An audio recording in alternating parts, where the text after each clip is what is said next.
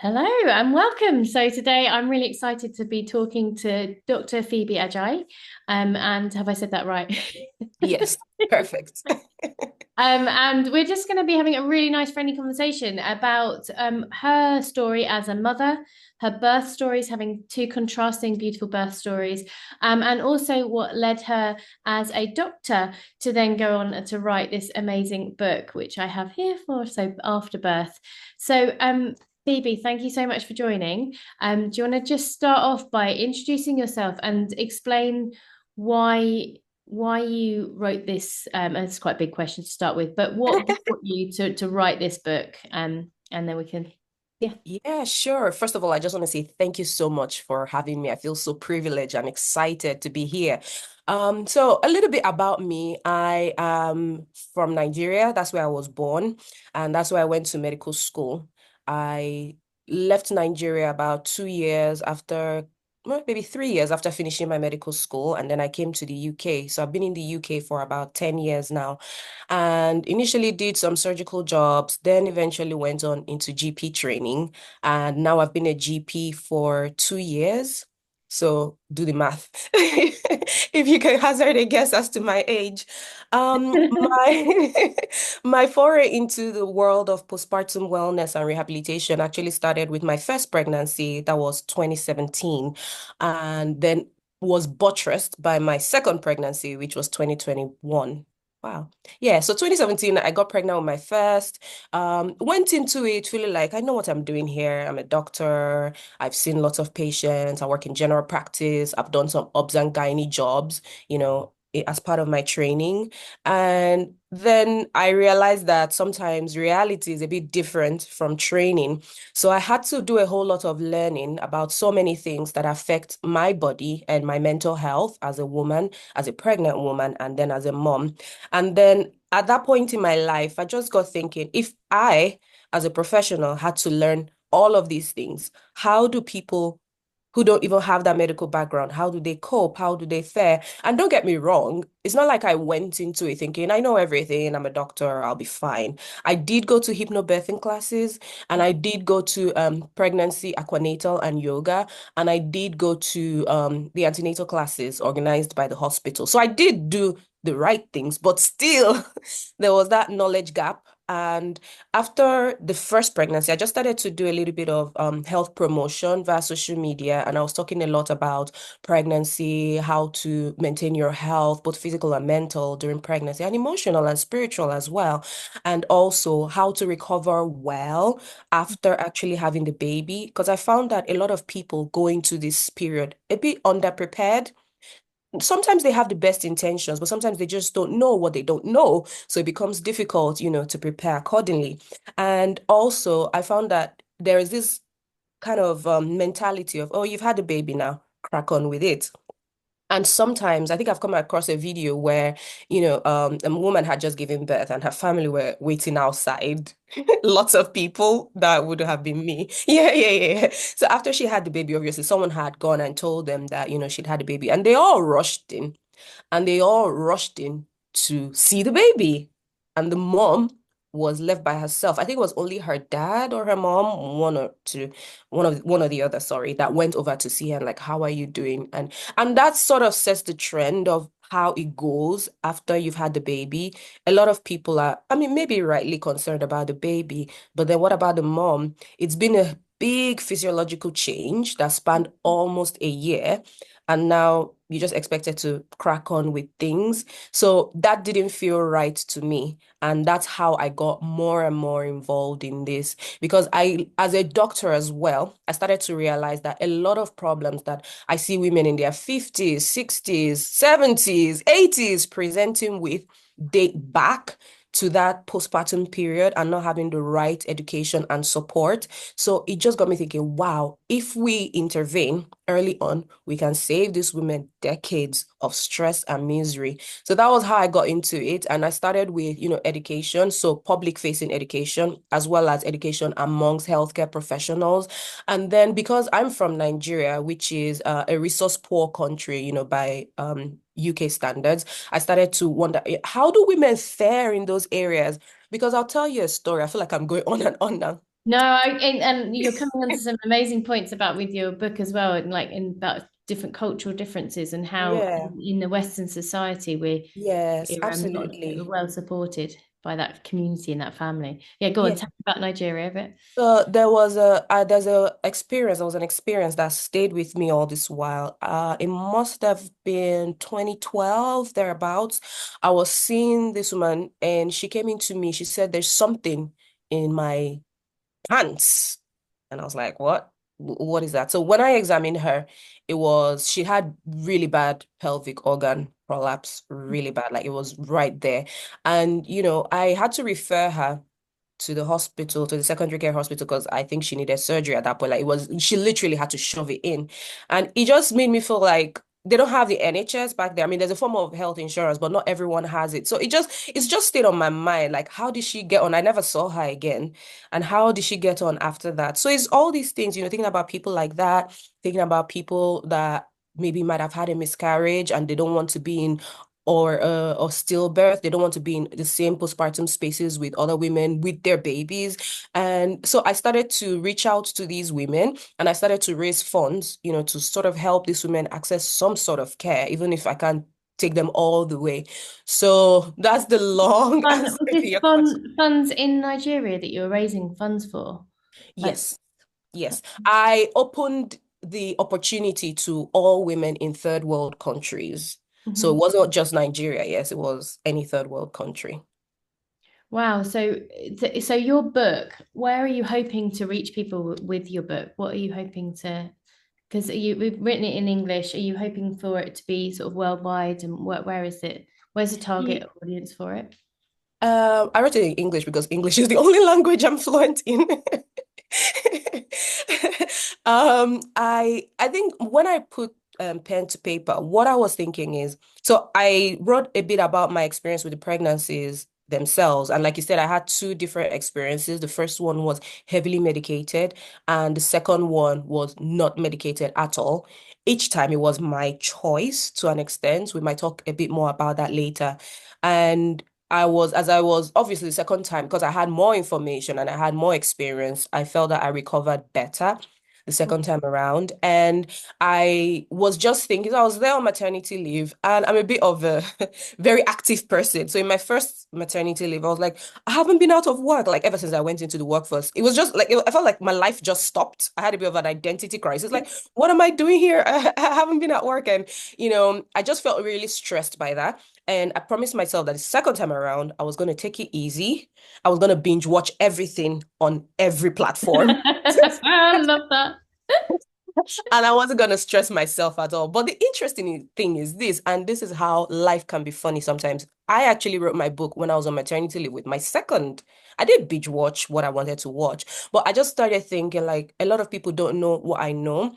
And I find that when a friend of mine tells me she's pregnant, that's not necessarily the time she's open to maybe hearing about my birth story because she might find it a bit traumatic. I don't want to put fear in her.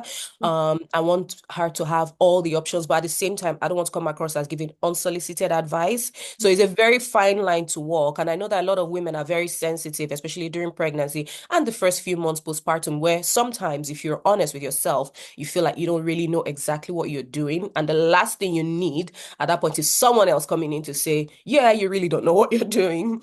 So it was just a thing of if I could talk to, I don't have a younger sister. I have a younger sister-in-law that I'm very close to. But it was just a situation where I was sitting and thinking to myself, what would I say to my Mm. sister if she told me she was pregnant? What would I want her to know to be able to have a healthy pregnancy and recover well? What would I want to be able to say to her? This is when you should seek help. This is normal. This isn't quite right. How would I want to empower her to advocate for herself and not just her, but her partner as well? How do I want to? So those were the thoughts that were going through my mind, and I just put them down. I put them in a book. So the book is there. So if you are in this space, in the headspace where you're thinking, I want to know more about my, pregnancy journey and all of that, you can pick it up. That's not me forcing you now to listen to what I want to say. You can pick up the book and you can read it. Or if you've had your baby already some months ago, some years ago, and you feel, hang on, I don't think I recovered quite well. I don't think I got back to myself. You can pick up the book. So that's why I wrote it out. If I could say, so I kind of wrote it as if I was talking to a friend. Yes, I am a doctor, but I didn't want to come in with a lot of jargon. And it's heavily referenced. So it's not just me talking from my personal experience. I have references from a lot of reputable sources. But at the same time, the tone is girlfriend to girlfriend. This is what I would tell you if you asked me. So I love that. And talk me through them because on our with our audience, we get mums from all walks of life. And what's really beautiful is that we try and keep them in a protected space of Fly Mama. So whatever their experiences of birth and beyond, we want to really be able to provide something for them. And what we realize from this community is lots of people have such contrasting experiences. And everybody's experience is really valid and Yeah. really important. And we're trying to help to inform people with the right information. And that's what's really key to us is that there's a lot of misinformation out there. There's a lot of body shaming that goes on. There's a lot of societal expectations that maybe we're expected to bounce back and to be doing our running after we've had our babies, or we're expected to get back to work or to be intimate with our partners or to look great for our beach bodies, whatever it is. And it's not realistic, and it's not really putting the mother at the forefront of the Mhm. health and well-being that is most important. It's maybe putting society and other people's expectations at the forefront. And so the way that we created Fly Mama, and Fly Mama literally stands for First Love Yourself Mama, is because we want to put that woman's needs, that mother's needs, at the front and foremost. So just like you were describing when you were saying about how the family would come in and they'd rush to see the baby. I mean, that is so common, isn't it, to see, and we see it all the time. And actually, when somebody asked me, oh, it only happened the other week, someone said, oh, my sister's just had a baby, what should I do? And I said, well, maybe actually look at what you can do rather than buying a cute outfit, which is also nice. And as a Yeah. new mum, you love receiving beautiful gifts for your child because they are your pride and joy. But maybe something that would be really thoughtful is what could you get the mother? So, could you maybe go to cook and get loads of pre-cooked lovely meals for them, or another equivalent? I'm not promoting that one, but you know what I mean. Or like Yeah. maybe do it yourself, and make something for them. Could you offer to do the cleaning or the washing up or something like that? And that's really like putting that mother first. And as healthcare professionals, mothers ourselves, we want to, a little bit like what you're doing, Phoebe, is share our medical knowledge, and but in a way that is mother to mother and friendly. So as a women's health physio, that's so important for me to do and to explain. You mentioned prolapse before, to explain a little bit about what that is. I find it such a scary word sometimes, but actually it doesn't have to be as scary if you are informed with the knowledge as to what it actually maybe means, and so what you can do to then help yourself, and when you can advocate for yourself to get help as well, which is really important. So I would love to hear a little bit more, if you're okay to share, Phoebe, about your birth stories, because they were both quite different. So, and we've got a lot of mums that experience different births, and some of them maybe they label or they don't label as traumatic. But Yeah. yeah, would you mind talking me through that? Yeah, absolutely. I will share everything. I just want to preface this by saying that I do realize that every pregnancy is different, even in the same woman. If you're pregnant twice, you're not going to be Yeah. twice. So my first pregnancy, I carried till 41 weeks and 4 days, like he just didn't want to come out. And because I had really bad pelvic girdle pain, I was desperate for him to come out. I was fed up of being pregnant. As every pregnant woman knows, the last couple of weeks feel like an eternity. And so I think I was 41 plus one or so when I had I had a couple of membrane sweeps to sort of kickstart the labor. And what And does if I membrane sweeps mean? Okay, so a membrane sweep is basically where a healthcare professional inserts a gloved finger through the vagina to sort of strip the membranes. The membranes are the protective sacs that cover the baby, to sort of strip it away from the cervix. That's the neck of the womb. The theory behind that is that doing that releases some chemicals that can kickstart the labor process. So I had that done a couple of times, but in hindsight, I wouldn't have had that done at all. So that's sort of the first one, nothing happened. The second one kind of had this stop-start labor going. And I think after the next day or so, I thought I had gone into established labor because the contractions were coming and they were so strong and very intense. And I used all the things that I had learned from hypnobirthing and all, but it was really intense. So after going through that pain for about 12 hours or so, I felt, yeah, it's the right time to go into hospital. And then I started to go in. The hospital was about a 20-minute drive from my house. And by the time I got there, all the contractions had stopped. And they said, you're not in labor, go home. I was like, what? And then I went back home. Same thing happened. I went back to hospital. I did the whole 4 minute, four contractions in 10 minutes and all that. And then I went back into hospital. And when I was examined, I did notice that the contractions had slowed down as we were getting closer. But when I got there, I was still having contractions, but they weren't as, my cervix hadn't changed much. So that happened 3 times, going back and forth. And I think that that process of transfer, and this was part of what informed my second decision, part of that process of transfer, maybe the stress of going through all of that and the stress of the examination and even the stress of the membrane sweep that sort of kickstarted the whole thing. I think that was what was responsible for slowing my progress. But anyway, the third time, I guess they were fed up of seeing me because they said I was still in latent phase, which is the early part of labor and not classed as labor itself.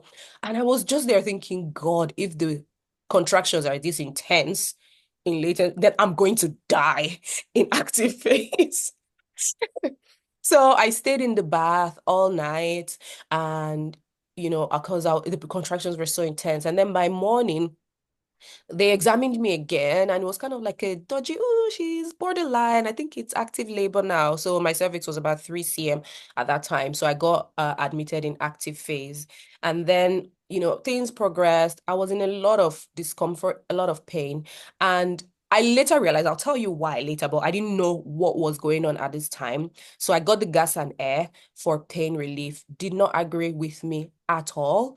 That was my first time of having gas and air. Like I'd heard that because when I worked in surgical specialties, we would use it sometimes for like some examinations, dressing changes and stuff like that. So I know some patients say, oh, it makes them feel high and all that. So I just went, okay, a bit of high feeling, but it was awful. I think that gas and air was probably the worst decision I made in the How whole. would you know that? You wouldn't know, would you? No, you wouldn't know. Yeah. And so And what were that is your symptoms that were so awful? Like, how would somebody know if they're not reacting to it? Yeah, so it wasn't like I had an allergic reaction or something. It was like I lost complete control of my faculties. I wasn't mentating well. So I wasn't thinking well. I was very confused. I was disorientated and I couldn't articulate what I needed to say. So Okay. I couldn't advocate for myself. And Yeah. that was a big disadvantage to me because at least I'm a doctor. I know a few things. I was just confused. Hmm. And because I was in that confused and suggestible state, they Hmm. just kept on telling me, "Oh, just talk more on the gas and air, it will help." So I just kept on doing what they were telling me. But a corner of my mind was trying to tell me, "This thing is not good for you. Stop it." But I just couldn't mentate at that point. And this is why I'm very passionate about educating birthing partners as well because sometimes when a woman, I mean, if a woman is in straits, she may not really be able to advocate for herself, but Hmm. you as a birthing partner, you can see what's going on and then you can step in. So I had the gas and air and, I couldn't talk. I couldn't, I was completely out of it. I hate being out of control. I've never been drunk. I don't drink alcohol anyway because I don't see the point in it. So I cannot just, I don't like not being in control of my faculties. That's So being a that, doctor as well. oh, yes, yes, Pick the right absolutely. profession. Yes, and you know what? Now that you mention it, actually, sometimes this is another facet of education that I give to healthcare professionals. Sometimes, because you're a doctor, because you're a healthcare professional, the team looking after you don't give you that level of care that they would give to a lay person because they have this belief that you know what you're doing or you know the next. No, I don't. I'm a patient right now. So I don't know what I'm doing and I don't know the next steps. So I need all the support. I literally spoke to a nurse who was having her mummy MOT yesterday, and she said a very similar thing. And it's really important the language that we use as healthcare professionals to anybody, but particularly like to each other, because at one point they say, "Well, obviously that's what you do," and like as a mother full of hormones that's just birthed your baby, that's in an incredibly vulnerable state, Mhm. just because you're a care professional, it's not obvious what No, you should do. Like I think she was talking about breastfeeding and latching at the time. But I mean, this is the first time you've ever had to do this, and it doesn't matter how many textbooks you've yeah, read. And even if it's not the first time for you as a mother, it's the first time for you as a mother for this baby exactly. in this situation at this time at this age in these circumstances. And so I think it's really important, like the care that we give each other, and the carefulness to not gaslight each other as well as healthcare professionals, and just generally as mothers as well. I think that's so Yeah, important. absolutely. I agree. So after I'd been on the gas and air for some time, I asked for IM pethidine, so pethidine injection, which I got, and that gave me some respite. But as a side effect, I think I was just collecting the side effects of everything. As a side effect, I kind of went into urinary retention Can and I didn't realize. So I kept on you having. explain what that is, urinary retention? Okay, so it's when you need to wee, but you can't. Your wee can't just leave your bladder for some reason. So I think the muscles in my bladder had gone into spasm, so I wasn't able to pass any urine. So I kept on going to the toilet to wee, and nothing was coming out. But because I wasn't thinking clearly, and I couldn't speak, I couldn't like I was trying to talk, but I was just coming out in gibberish. So nobody knew that that was happening to me. And some of this I pieced together in hindsight, obviously, but obviously because my bladder was that distended, there was nowhere for the baby to go. So Mm. my labor stalled completely. So I remember I had gone into this nice suite on the midwife-led unit with a nice water bath. I wanted a water bath and all that. And, I was in there and I'd been in there for a few hours. And then the midwife came to me and said, just do what your body is telling you to do. I was like, my body's not telling me to do anything because by her estimation, I think I was at 6 cm or so when I went into the birthing pool. So by her estimation, I should have been close or, about to push the baby out at that time. That's why she said, do what your body's telling you to do. But my body wasn't telling me to do anything. I'd been in the birthing pool for maybe about 6 hours. And when I came out, I was still at 6 centimeters. Mm. It had stalled completely. But the contractions didn't stall, though. I was still having the contractions. Oh, bless. So So, what should, like in hindsight, now that you know that, what do you think should have happened? Like, so if maybe a birthing partner is watching this and they're concerned in a later time that that's happening to their partner, what is it that they should request or advocate for? so if I had known, my husband would have accompanied me when I was going in to have a wee because he was there throughout. It's just that I went into the toilet by myself. If I had known, he would have accompanied me because I went several times, but nothing just came out. So if he had known that that was happening, then he could have spoken to the midwife to say, "Hey, she's going to wee, but nothing's coming out. Is that normal? What's going on?" And that would have triggered something, Mhm. but I didn't know and I wasn't thinking clearly. So none of that happened. Mhm. So the midwife had to transfer me to the high risk unit because my labor had stalled for several hours and I needed the oxytocin drip and I that was the point where I asked for an epidural. I had been in labor for 2.5 days by this time. I hadn't slept. I was barely eating. I was tired and I was disorientated. So it wasn't the best of times. So I got transferred to the high risk unit, and I told them straight off that you will not be giving me any drips until I have an epidural, because I had reached my limit with the pain, the sleep deprivation, and everything. So that took a few hours because the anesthetist was busy doing something else. And he eventually came and put the epidural. At that time, I still hadn't made any progress. And so I got the epidural. But then I started to have a fever. I became really unwell with chills. And when they checked, my blood pressure had dropped. My heart rate was through the roof. My temperature was over 40. So I was diagnosed with sepsis in labor. And when they put the catheter in to let out my urine, because I had to have a catheter, so it's a tube that goes into the bladder to let out the wee, because they have to monitor your water input and output when you have an epidural.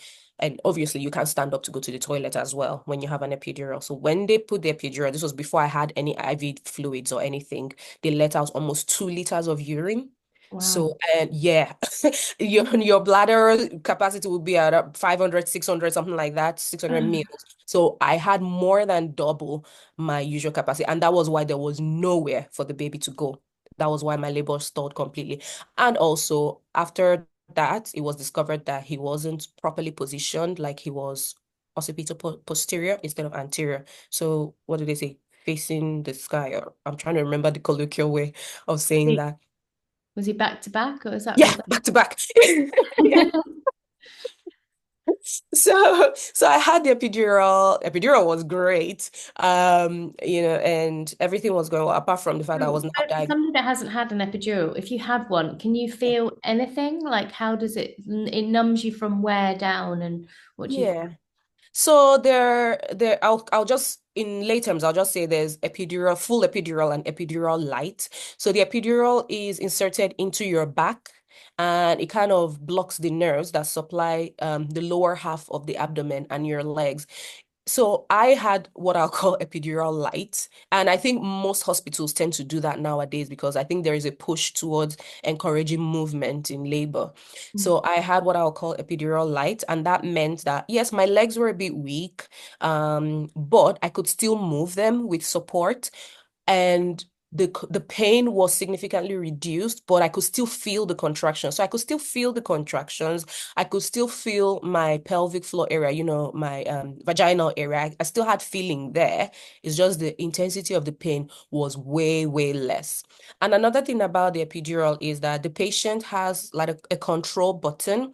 So it's the drip connected into the epidural space in the back, and the patient has a control button. So every time you need more relief, you can press it. If you're okay, you don't need to press it. And because of the way it's delivered, it acts very quickly. So that part of my labor worked really well. Oh, that's good. And then how was the birth? How was your baby? Was it a baby Um, boy or a baby girl It you was got? a boy the first time. Yeah, it was a boy the first time. So I had the epidural for several hours. I was having all these blood tests done because I was diagnosed with sepsis in labor, and the children's doctor had to come in because my son's heart rate kept on, dipping, and the obstetrician said to me, yeah, I think it was the obstetrician that had just come on shift. So this was the night shift. So because I was in hospital for several days, I saw so many shifts, and this person had just come in. And he was just meeting me for the first time. Obviously, somebody had briefed him about my history, but he just came in, examined me, and he was like, "Oh, if you don't give birth within the next 2 hours, we're going to go straight to a C-section." And I was like, "Really? After 3 days? And do you have to say it that way?" It just wasn't very nice, the way he said it. And I just kind of felt let down with myself that it just seemed like an exercise in futility. Why did I have to go through all this pain and all this hypnobirthing for 3 days and then to end up with this cesarean section? Well, luckily for me, I prayed.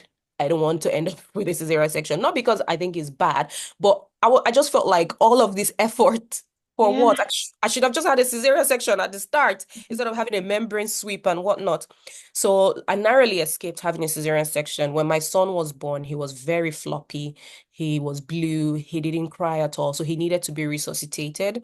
And thereafter, he was taken to the neonatal unit where he spent less than 24 hours, thank God. But, they just had to observe him, do some blood tests. He had to have treatment, antibiotic treatment as well, because of the symptoms that I had had during the labor.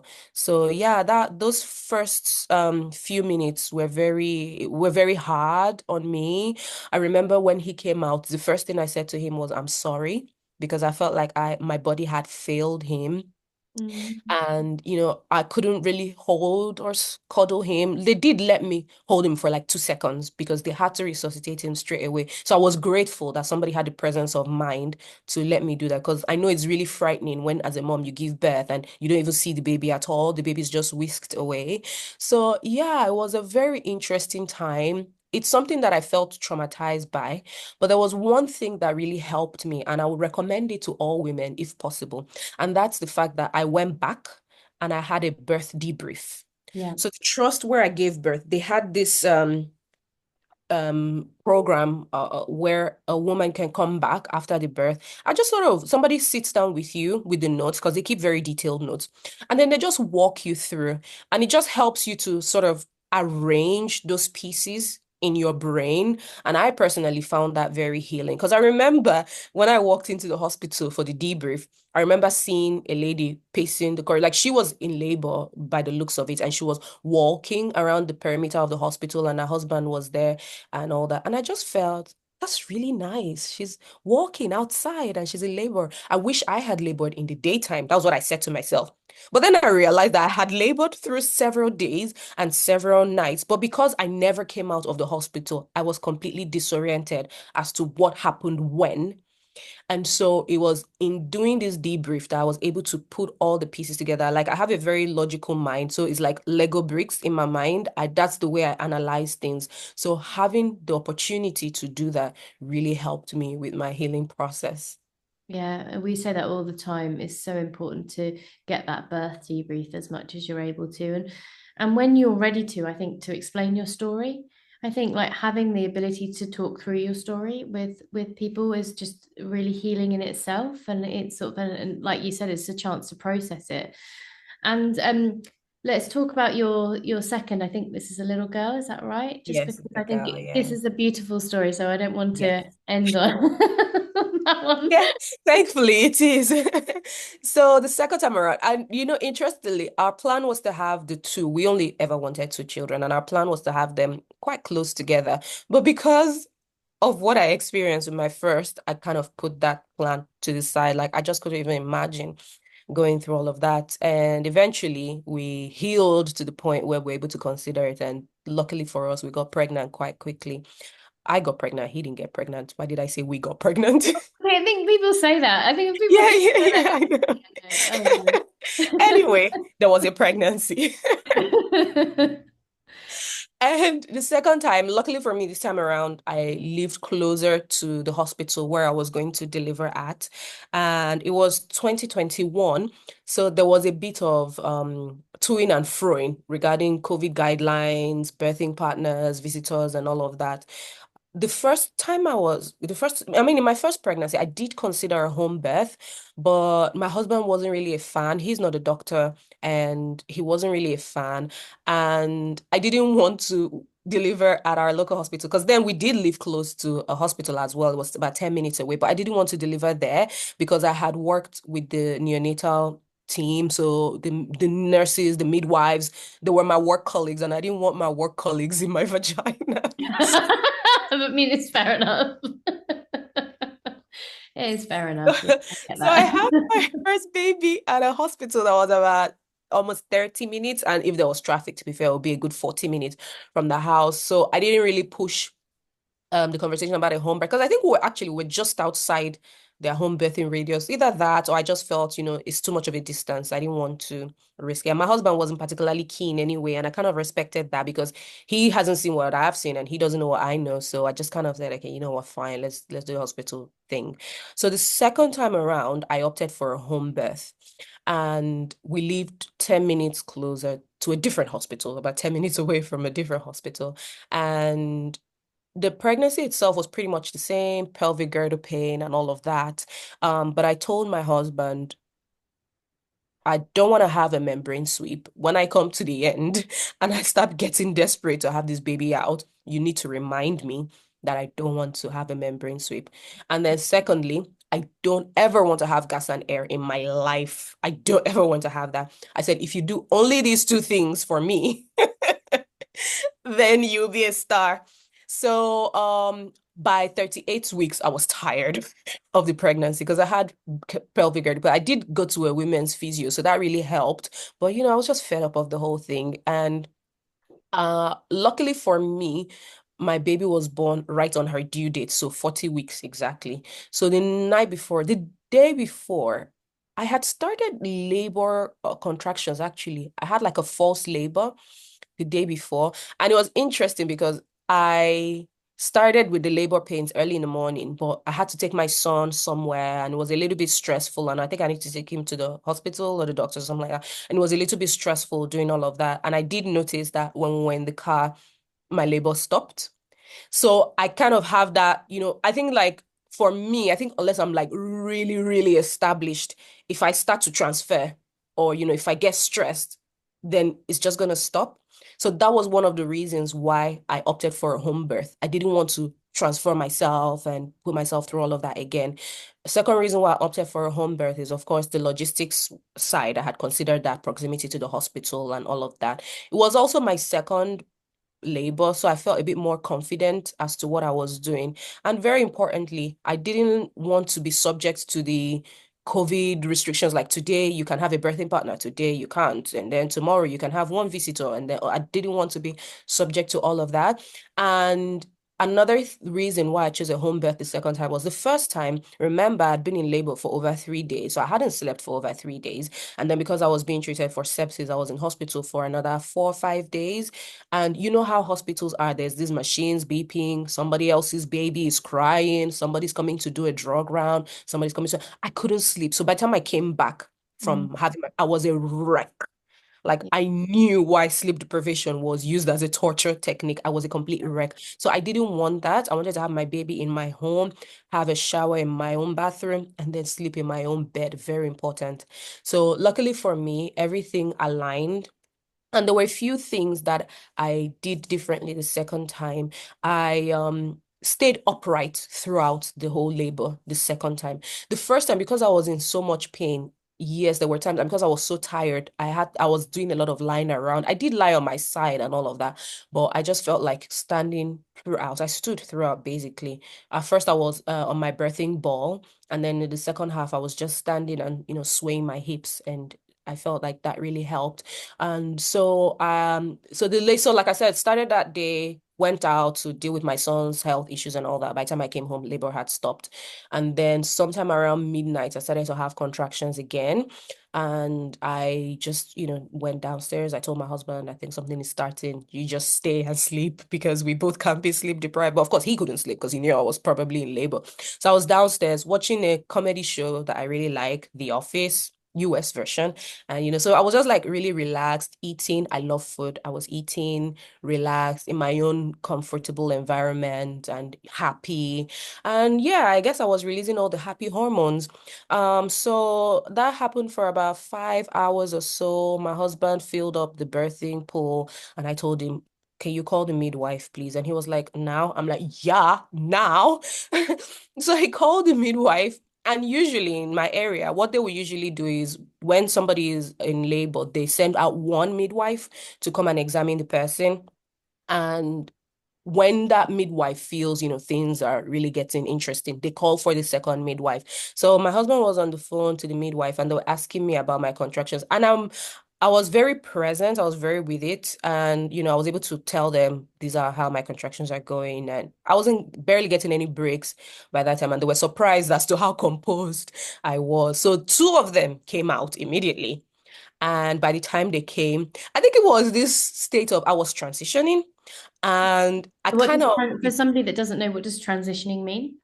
so if you know how it is, the cervix is closed and then it gets open wider and wider and wider, and the transition is just when it becomes fully open. That's about 10 cm, and that's just the point before the baby starts to descend and exit, through the vagina. So it's just that point of going from expanding slowly to being fully open, and now the baby is about to come out. So I was at that point. A lot of people struggle at that point because things can get really intense at that point. But also there is actually a little respite once you transition, there's a little respite between that intensity and then the baby exiting. So by the time they came, I think that it was a bit of that. I was transitioning, and also I felt like the midwives are here now, my heroes. So I lost my composure. I was like, you have to take me to the hospital now. I want my epidural. I was begging for it. So they You've came in. been so cool, calm, and I collective until they know. got here, and then maybe it triggered a load of memories or something. Yeah, okay. Yeah, absolutely. And they came in leading with the canister of the gas and air. They were like, we're here now. You can have some gas and air. And of course, because I mean, it was really intense. I was transitioning at that point. I grabbed it with both hands. Oh no.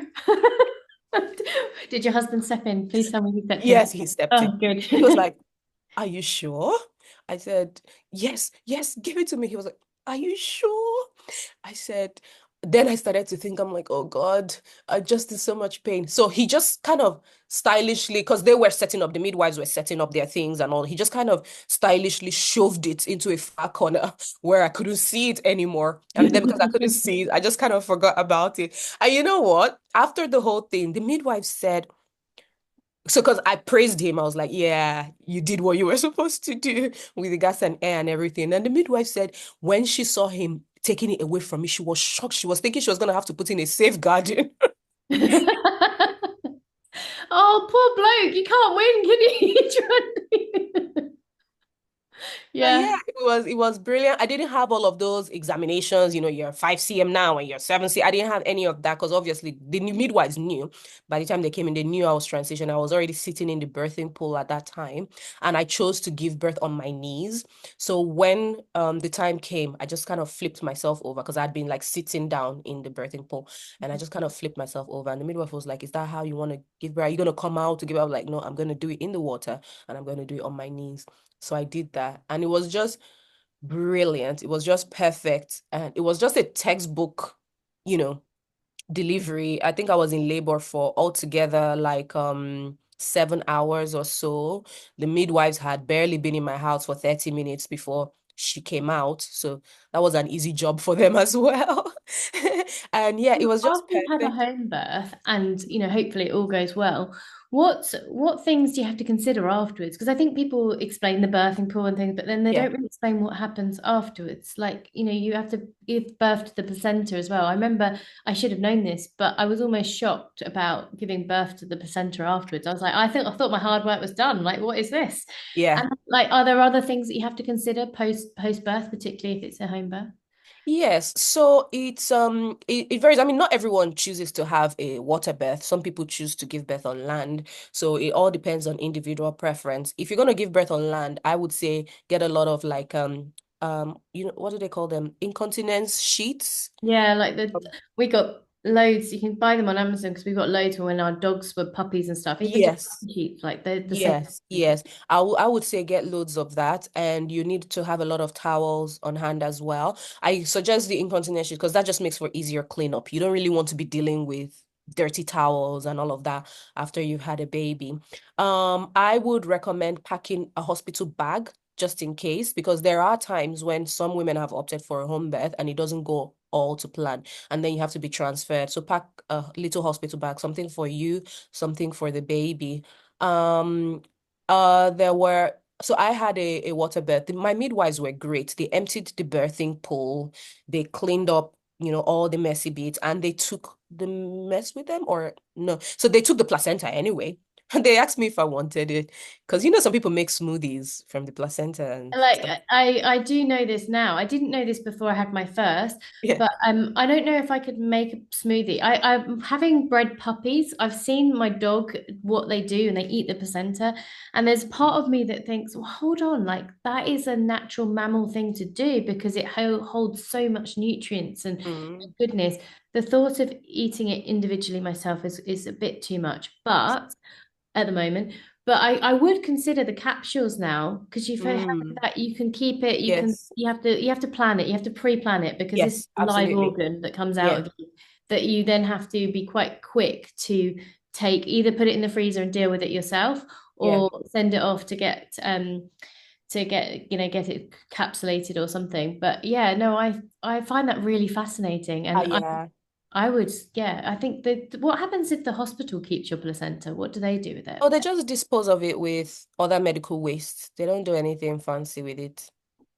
Really? Because it's such a shame, isn't it? They're talking about like stem cells stuff from it. Yeah, so some, I mean, it depends on some hospitals are doing cord cell banking. So this is from the umbilical cord, not from the placenta itself. And you have to have pre-informed them, or they would ask you if you were interested in that. Some were doing it for research. I don't think all trusts are doing it now, but I haven't checked recently, to be honest. So yes, they take some tissue from the umbilical cord, and then it's got stem cells in it. So stem cells are like the precursor cells for any cell in the body. All cells in the body come from stem cells. So they use that to help people who need, like, they use it in like organ research, stem cell transplant, things like that. So yeah, there is called blood banking for some Yeah, people, strange. yes. And then did you have to take your little one to the hospital or was all the checks done at home? Well, luckily, all the checks were done at home. I know the midwife, so she was born early hours of the morning, and it was great because her brother was asleep throughout, and he came in the morning, and there was a brand new baby. Um, and the midwife came later that afternoon and the next day, and I think 5 days. So yes, we had a lot of midwife visits and support at home, so it was great that I didn't have to go anywhere. I did have to take her out for the newborn hearing screen. I think she must have been about a week old or so. Can't remember the exact time, but yeah, I had to take her out for that. But all the initial midwife checks, the heel prick blood test, they were all done in the comfort of my home. Yeah, it's brilliant. And I remember like reading a bit more recently about how different cultures have different sort of like post-birth rituals. And sometimes and I don't know which countries do what, but I was following somebody, and I think she was talking about like in some of the Asian countries, they have them either the mother or the sister of the mother, so the grandmother, come and stay and cook all the foods, and you are encouraged not to even like go outside. You're just there to sort of have your nest, if you like, and really focus on that healing. Whereas I think in our society more it's like, okay, like, you know, get outside, get some fresh air, go for a walk, which is completely contrasting really and quite different. You know, you're expected to go and socialize and for your mental health and stuff like that. What's your opinion on, and you know, what are your thoughts on that? So in Nigeria, where I'm from, we have this practice called omugo. Omugo is actually an Igbo word, but somehow all the tribes have adopted it. And it's exactly what you described. The mom, the auntie, if the mom is not available, either of the moms or, a female relative will come to the house to look after you. You don't lift a finger, you don't do any chore, you don't cook any food. Your job is to sleep and breastfeed your baby. They will take care of everything else. So they will cook, they'll run all the errands, they will change the baby, bathe the baby. And not only that, but we have certain recipes that are theorized to promote healing. So like there's a special kind of soup, they'll make that for you. There are some drinks that are set to stimulate good breast milk production. They'll make that for you. And it's such a wonderful help. In fact, sometimes the two moms can come and you're just spoiled, basically. All you need to do, literally, all you need to do is sleep and breastfeed, and they will take care of everything else. And they usually stay for several months as well. So I know one of my friends back home, her mom stayed with her for 6 months and she was taking care of everything. And because of that support, and it's just so great. Like, not only are you having all of this logistic support, but you have a more experienced person that you can ask for advice and for help. And I missed that, obviously, because I had my children here. So I didn't benefit from that. And yeah, And it's I a think like really great thing. unfortunately in our world and society we don't always live that close to family and things, and so it's not always possible.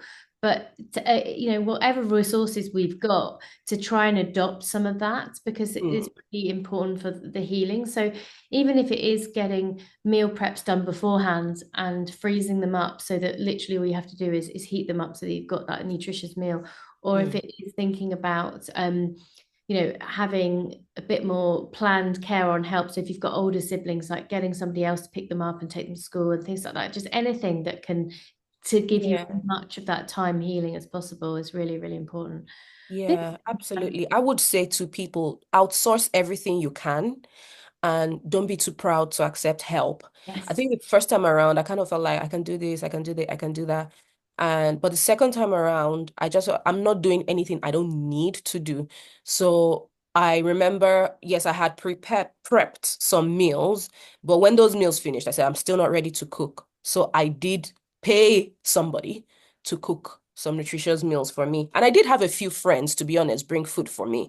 And that was great. And because I was more financially stable then, I could get in a cleaning lady to come in and clean the house every so often. And that was a really big help for me. And yeah, just having friends support. One of the best things that happened to me is a friend of mine from church. She came in, I think Bethel was maybe a couple of days old, and she came to visit me. She was like, let me see the baby. She looked for 30 seconds. Oh, she's so cute.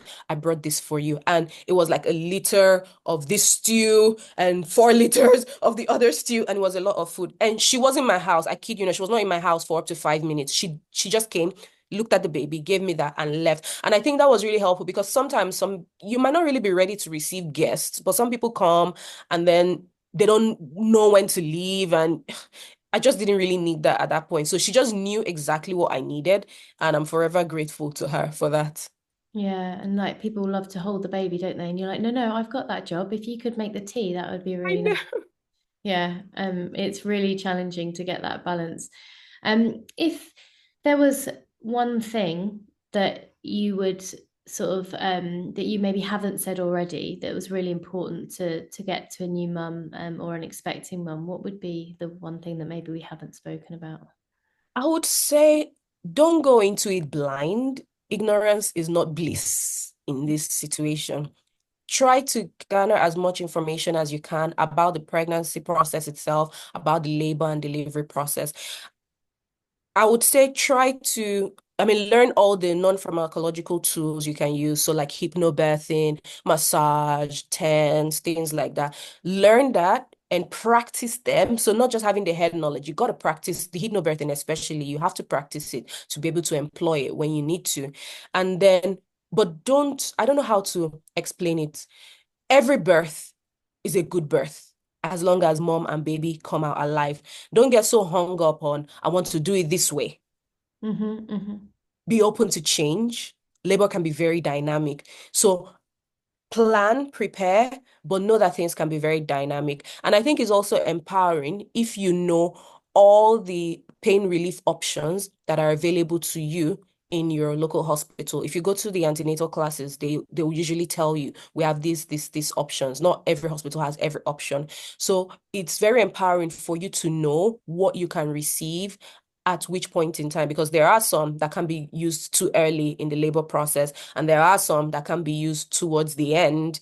And when you know those options, you kind of prepare ahead for the potential effects and the potential side effects. Now, most of these medications, they will reduce the intensity of the contraction. They might not take it away completely. So if you're prepared for that, you won't be surprised when you're having that experience. So I would say know all the options, know the common side effects, such that if you're having one of the side effects, you can identify it or your birthing partner can identify it and then they can advocate for you. So ignorance is not bliss, knowledge is power. That would be my advice. No, I think that's really, really good advice, really good. And it's something that I think, there's lots of different groups out there. And I personally went to an antenatal class that was run by a midwife. And I really found that she gave a quite an unbiased approach to the different types of medication and more hypnobirthing and medicated. And the most important thing is to feel informed. One thing that Phoebe, I don't think we've covered yet, and it's something that I see in clinic a lot, is mums of colour, Black women coming to me with real fear that they are at higher risk during birth.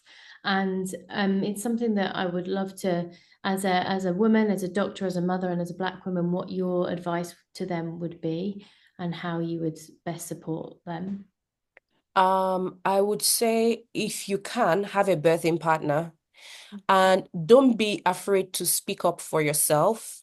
Yes, there is, I don't have the stats to hand now, but yes, women who are Black or other minor ethnicities have a higher risk of delivery and labor complications. So yes, that is a fact. I would say have a birthing partner that can advocate for you. And this is where having the knowledge that you need comes into play because nobody can argue with facts. So if you're armed with the knowledge, you speak up for yourself, they have to listen to you. You can ask for a different midwife in most hospitals. So if you feel, you and your midwife are not getting along, or you feel they're not listening to you, they're not attending to your needs, you can request a different one. At Well, the end whilst of, you're through the process. come So again? anyone, whilst they're halfway through a process, can refuse treatment from one midwife and get another one. Yes, yes, yes. So Yeah. you can do that as well. And also there is I know some people will want to have a cesarean section instead of going through the labor process for different reasons. And that is an option that should be available to you, just as long as you know the risks. I say neither one is an easy way out. It's just a different situation depending on your circumstances. So I think at the end of the day, it all boils down to knowledge and not being able to advocate for yourself. I had an experience when I had my first, when I was recovering in the postnatal ward because I had a catheter, the tube that takes the urine out, and somebody had to come and remove it. And there is a little balloon that Mhm. holds it in place inside the bladder, and you have to deflate that balloon before you pull it out. But she was just going to yank it out, and I literally just grabbed her by the wrist. I was like, Oh my gosh. "What are you doing?" And she was like, "Oh," I was like, "No, you have to." So she could have potentially ruptured my urethra by doing that. And why would you do that? There is this misconception that, I mean, it's been studied and proven over time. So I'm not just saying it anecdote. I'm not just saying an anecdote, but people think that Black women especially have high levels of pain tolerance. So a Black woman might be in pain, and it's not that she's just because she's not as verbal as the next person doesn't mean she's not in pain. It's just that different cultures have different ways Mhm, of mhm, expressing their emotions. So I'm from Nigeria. In the north, there's a particular tribe in northern, I'm from the southern part of Nigeria. In the northern part of Nigeria, there are people that never express their pain. Like they'll be dying. It's just kind of like Welsh farmers here. You have a Welsh farmer coming in and their elbow is twisted the other way. They have a fracture, but they're like, oh, I didn't think anything of it, but my wife was nagging me, so I've come in. So it's kind of something similar like that. Like literally, it happens. It happens. So yeah. just because she's not being as verbal as the next person doesn't mean she's not experiencing pain or discomfort. So we need to check our biases but as healthcare professionals, but as the patient, knowledge, don't be afraid to advocate for yourself. And I think what you've touched on so many times throughout this conversation is having an informed birth partner. And so Absolutely. if your birth partner can do the work with you, do the research with you, and go to the courses together, and like listen to these talks together where possible, so that they are armed with the knowledge, because sometimes you are, like you said, react to the gas and air and or you're just purely completely exhausted and you can't advocate for yourself. So having that birthing partner that you can trust, that will advocate on your behalf with your best interests at heart, is so important. And this is probably for another conversation, but that's where I think if you want to maybe look into a doula as well, is potentially another option to support you. Yeah, I was just going to add on something to that because I realized that a lot of people will want to go into the labor with their life partner, and maybe their life partner is not an assertive person or is not a very vocal person. I think most trusts, I don't know about all, but most trusts around here, they do allow two birthing partners. So yes, you want your life partner to witness the birth, but if they're not the kind of person that can advocate for you in that situation, then you can have someone else, maybe your sister or maybe a doula, to be that person as well. And I think that's so important. So many people go, yeah, my husband was useless. He saw a bit on the floor. But you still want them there, right? But sometimes they're not exactly what you said. They're not the right person to advocate for I you. saw a video, I think this was in USA, where the woman was in labor and the man, the poor man, he was exhausted, so he had fallen asleep on the chair. The poor man. And then the midwife pranked him. She came in with something wrapped in like it looked like a baby that had been swaddled. And she said, "Oh, you missed it. You missed it. Wake up, daddy. You missed it." And then he woke up. He was like, "Oh my God, no, no, no, no." But it was just a prank. Oh, that was mean. Poor guy was trying to get some sleep. I know. And the funniest thing was he took the baby, and he was cradling it. And even when he looked at it and saw that there wasn't a baby there, he was still cradling. Sleep deprivation will do funny things to you. Oh, I think that's a perfect time to end. Thank you so much, Phoebe. That was so wonderful to hear your story. And if you haven't already, please do look up the afterbirth book that she has written. It is a beautiful account. You say it on the back as well. You want it to be your best friend that's telling you the story, but also armed with the knowledge of the medical professional. And I really think that you've touched on that so beautifully. So thank you very much. I hope that's helpful for people. And yeah, Yeah, we'll just wanted to say the book is available on Amazon. Amazon and Yeah. other amazing providers, but Amazon is the easiest one. Yeah. Thank you. I'll All put the right. links and all the My details pleasure. below anyway. So thanks very Excellent. much, Thank you Phoebe. so much. Let's do this some other time. Yeah. Okay. I Bye. will Talk